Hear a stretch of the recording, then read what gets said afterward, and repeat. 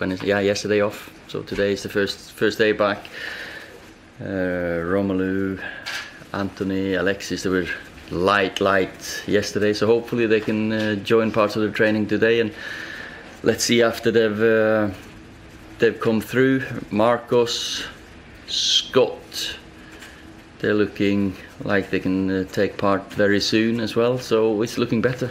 What's the situation with Chris Smalling? Smalling's got a sore foot, so I don't think we'll see him until the new year anyway. Maybe not even before Spurs, probably around about that time, but you never know. Well, you've made such a big impact in the space of a week, really, in terms of the perception of the team and the results and the way that they've been achieved. But do you almost look at the situation and think, this is not really real because we're sixth in the league and there are problems that need to be addressed? Yeah, of course. There are things that we need to improve, and we're in this position for a reason. We've not been consistent enough. We've not been able to keep clean sheets. We've not scored enough goals.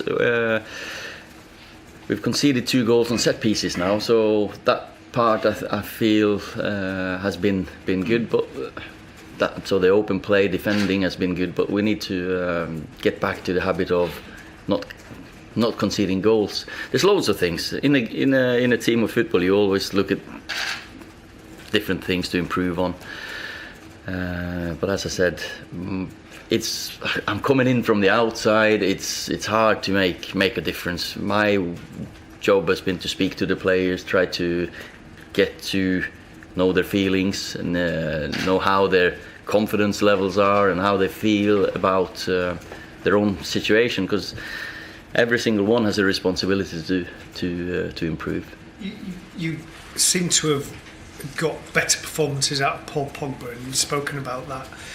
Can you do the same for Alexis and Romelu Lukaku, because they are 2 other big players who've not performed like they should, really? You know, I think you put it the wrong way there, because I cannot do anything for their performances on the pitch. Paul has done it himself. The players have done the performances. My chats with Anthony, with Romelu, Alexis, whoever has not felt they can produce the best of football, I'm here to guide them, help them on the path, and then it's up to them to do it on the pitch. So I don't agree that I've done that with Paul and I can do that with Romelu and Alexis. So it's up to them when they get a chance. That's the name of the game when you're a footballer. You've got to do it yourself. You can't look at you want help from your teammates and your manager. I give him some guidelines on, of course, it's been loads of talk about the expression, freedom of expression, but that's how I've always been as a manager, that you can't tell all the players what to do there in that position. They're here for a reason, they're good players, and it's up to them to use their imagination, creativity, and just enjoy playing for this club, because that is the best time of your life. So, but it's not a bad time being the manager either, for a little while. Ole, on Paul, he's shone in an attacking sense in the last 2 games. Is he showing everyone that he can be the player to build this club around? I think I've said it many times against Paul, that he's a top about him, sorry. He's a top player. He's one of the top players in the world. Both attacking wise, he's done really well, but if you look at, he's a big lad, he can win headers for us, he tackles, so he's been the same as the others, to be fair, because the attitude has been perfect, and that's key when you got players with this quality, when they've got the attitude of, you should be tired towards the end of every single game, because then you've got days to recover. And no, he's been top class, and yes, he's someone we're looking to build a team around, of course, when you got quality players like this, but there's so many good quality players. Ole, with the players that you've got coming back as well, inevitably they're going to get game time. But yep. You did give Gomez a few minutes, bit of a run out the other day. knowing what you know about Manchester United, Yeah. are you still going to do that with young players? You're going to make sure that the young players get a chance coming through, the likes of Gomez? Yeah, as Sir Matt once said, if they're good enough, they're old enough. We are built on that tradition that we need young players coming through. I think it's important for the academy and the players in the academy knowing that yes, I am looking to progress players through. We've got 2 or 3 absolute top talents in the under 18s that are knocking on the door now, I've got to say. So, but for some, we've had a couple of injuries, a little bit of fatigue in some of them that probably would have been involved because we've had quite a few injured players, and then they're ready to step up. Neil and Ricky, they keep me filled in, and Nicky of course. But Valencia was named captain in Yeah. the summer. He's only played 7 times this season. Yeah. Is he going to be your captain, or is that a role you Antonio's could change? he's the captain when he's proper fit and he's playing. He'll wear the armbands, and he's going through a couple of tough sessions now to get him ready for the busy period coming up. Antonio, when you look at him, there's not many more better right backs going forward with his abilities. So yeah, you'll see him where he's banned.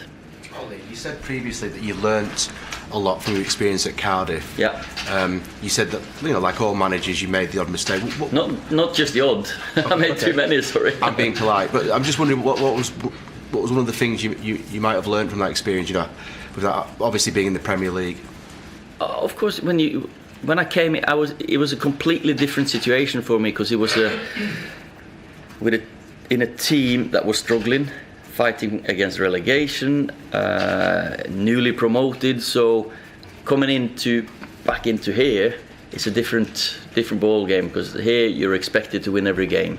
Players, they expect to win every game. And at Cardiff we were new, and we had loads of respect for the opposition. Of course, I wanted to change things there as well. It was harder than I thought. I thought maybe coming in, and of course, less rotation I would have done if I had that chance again. Because in a struggling team, it's more difficult to come in than what it is coming into a team that's playing attacking football. I was surprised at how quickly the mood seems to have improved and changed down here in a very short time. Whenever you win games, no matter, everyone's happy. So let's just keep that run going. We've got to focus on our performance against Bourmouth and get 3 points there, because these 2 games, yeah, it's been fantastic. First one with it was a new, my first game, that was new. First game at Old Trafford, that's also new now.